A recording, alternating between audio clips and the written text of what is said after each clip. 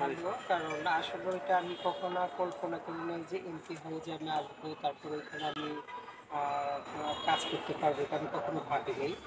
আমার কিন্তু আসলে স্বাস্থ্য অনেক ফ্যাট ছিলাম আমি, কারণ আমি যাই কারণ বাংলাদেশের মডেল মোয়াকে উনি আমার স্যার মডেলের স্টাফ আমার। আর তারপরে দেখা যাচ্ছে কি এখানে যখন আমি একটু ফার্স্ট এন্ট্রি হয়ে যাওয়ার সামনে আমি ফ্যাট ছিলাম, তারপরে বলতেছি কি না তোমাকে দিয়ে হবে না মোটা। তারপর দূরত আমি জিমে ভর্তি হয়ে এক্সারসাইজ করি, একটু ঠিক হওয়ার পরে তখন আমি 2022-এ আমি এমপি হাউসে নাম লেখাই। তখন সারা বাংলাদেশের মধ্যে নারায়ণগঞ্জের মধ্যে আমি 1 নম্বর হই। আমার নাম হচ্ছে জেনিফার। এই পাশাপাশি আমি ডান্স করি, আমি একজন নৃত্যশিল্পী, তারপর মডেল।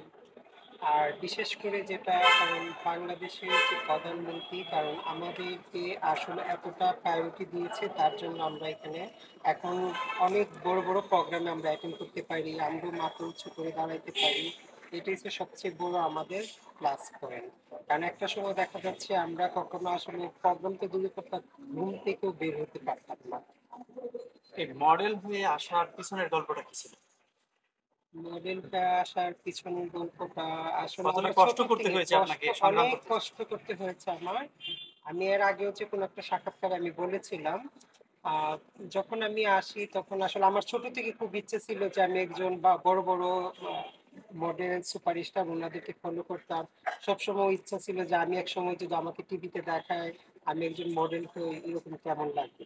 আসলে মডেল মানুষে মনে করে টিভিতে বা ক্যামেরার সামনে হাঁটতে পারলেই সে মডেল হবে, আসলে সেটা না, তার সব দিক মিলিয়ে থাকতে হবে।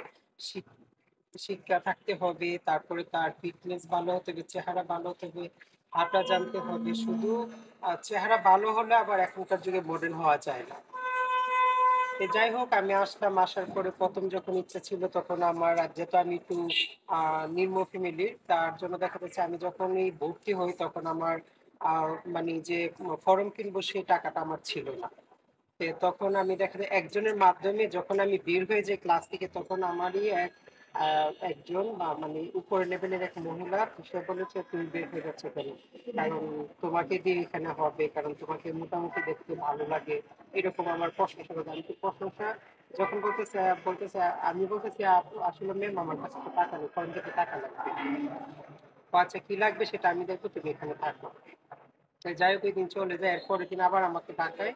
ডাকানোর পরে আমি এখানে কাজ করি। তারপরে তো ওই যে বললাম আমি অনেক পরিশ্রম, অনেক সময় নারায়ণগঞ্জ থেকে ঢাকা আসতাম, বিভিন্ন জায়গায় মানে রিহার্সেলের জন্য দিত, অনেক কষ্ট। মানে আসলে ফেশিং বলেন, নাচ বলেন, মিডিয়া বলেন, এগুলা খুবই পরিশ্রম, খুবই কষ্ট। আসলে এখানে সবাই আসতেছে, এখানে কিন্তু দেখেন আমাদের বাংলাদেশের নায়িকা, খুব জনপ্রিয় নায়িকা মৌসুমী, শাবনূর, আর তারপরে যারা নায়ক ছিল আলমগীর, রাজ্জাক, আসলে ওরা এখানে অনেক কষ্ট করেছে। এই জিনিসগুলো আসলে অনেক কষ্টের ব্যাপার। সবাই মনে করি কি আসলে মনে হয় ক্যামেরার সামনে দাঁড়াইলে, ক্যামেরার সামনে দাঁড়াইতো একটা সাহসের দরকার হয়, বা নাচ করতে গেলে সেটা একটা সাহসের দরকার হয়। সবাই কিন্তু ক্যামেরার সামনে দাঁড়াইতে পারে না, সবাই কথা বলতে পারে না।